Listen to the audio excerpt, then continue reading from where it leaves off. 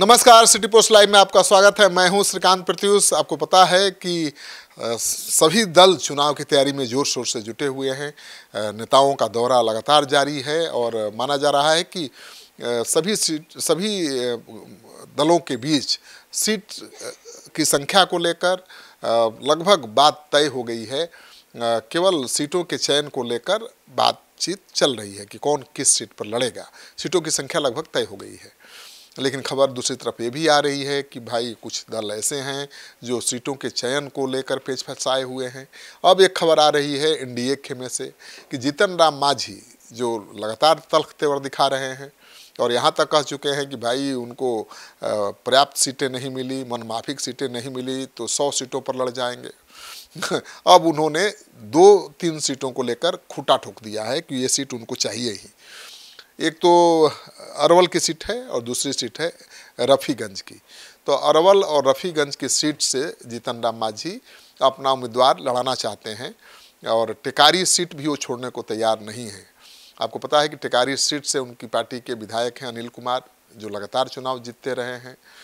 NDA जब कमज़ोर रहा तब भी उस सीट पर जीत होती रही है और कारण ये है कि भूमिहार बहुल इलाका है और उस इलाके में और किसी भी सीट पर एनडीए का कोई भूमिहार उम्मीदवार नहीं चुनाव लड़ता है। तो एकलौता भूमिहार अनिल कुमार वहाँ लड़ते हैं और इसीलिए वो जीत भी जाते हैं। लेकिन हमारे जो रैंडम सर्वे है उसमें यही सवाल उठ रहा था कि 3 बार से लगातार जो चुनाव जीत रहे हैं तो एंटी इनकम्बेंसी फैक्टर भी काम कर रहा है, लेकिन जीतन राम मांझी अभी भी इस सीट को छोड़ने के लिए तैयार नहीं है। अब नई सीटें हैं अरवल और रफ़ीगंज की सीट, उस पर भी उन्होंने दावा ठोक दिया है और कहा है कि ये 2 सीट तो उनको चाहिए ही किसी कीमत पर। इसको लेकर बड़ा पेच फंस गया है और माना जा रहा है कि जीतन राम मांझी की पसंद की ये 2 सीटें अरवल और रफ़ीगंज नहीं मिली तो बड़ा बखेड़ा खड़ा कर सकते हैं। उनकी पार्टी के राष्ट्रीय अध्यक्ष, उनके पुत्र जो बिहार सरकार के मंत्री हैं संतोष सुमन भी कह चुके हैं कि भाई वो मगध से आते हैं, उनका जो मगध है स्ट्रॉन्ग होल्ड एरिया है और उस इलाके में ज़्यादा सीटें उनको मिलनी चाहिए। तो मगध में ज़्यादा से ज़्यादा सीटों पर जीतन राम मांझी चुनाव लड़ना चाहते हैं।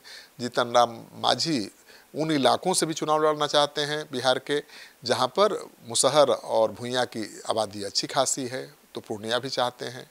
तो जीतन राम मांझी की रणनीति एनडीए के लिए सरदर्द बनी हुई है, क्योंकि वो बड़े बेबाक हैं। मन में जो रहता है वो कैमरे के सामने बोल देते हैं। बाकी नेता तो पार्टी के अंदर दबाव बनाते हैं, मीडिया में नहीं जाते हैं, लेकिन जीतन राम मांझी जी हर सवाल का बेबाकी से जवाब देते हैं और बात का बखेड़ा मीडिया में बन जाता है। तो अब खबर आ रही है कि अरवल और रफ़ीगंज सीट पर उन्होंने दावा ठोक दिया है कि यह सीट तो चाहिए ही चाहिए। और दूसरी खबर ये आ रही है कि एनडीए में सीटों को लेकर समझौता हो गया है, फार्मूला लगभग तय हो गया है।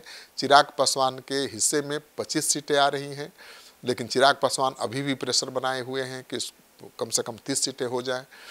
उपेंद्र कुशवाहा के खाते में 6 से 7 सीटें जा सकती हैं और जीतन राम मांझी जिनको पिछले चुनाव में 7 सीटें मिली थी उनको 8 सीट दिए जाने की खबर है।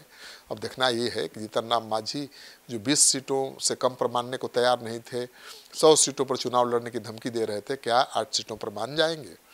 मानना पड़ेगा, क्योंकि वो केंद्र में मंत्री हैं, बेटा बिहार सरकार में मंत्री है।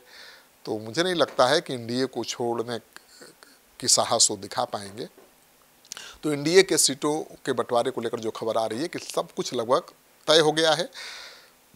फार्मूला थोड़ा बहुत इतराज के साथ सबको मंजूर है और नवरात्र के बाद कभी भी सीट बंटवारे का ऐलान हो सकता है।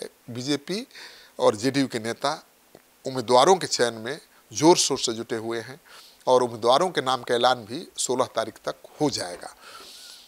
इस खबर को खूब शेयर करिए दोस्तों के साथ, ताकि लोगों को पता चले कि भाई कि एनडीए में क्या चल रहा है। अगर आपने अब तक हमारा चैनल सब्सक्राइब नहीं किया है तो ज़रूर कर लीजिए। आपका सहयोग समर्थन सिटी पोस्ट के लिए बहुत मायने रखता है।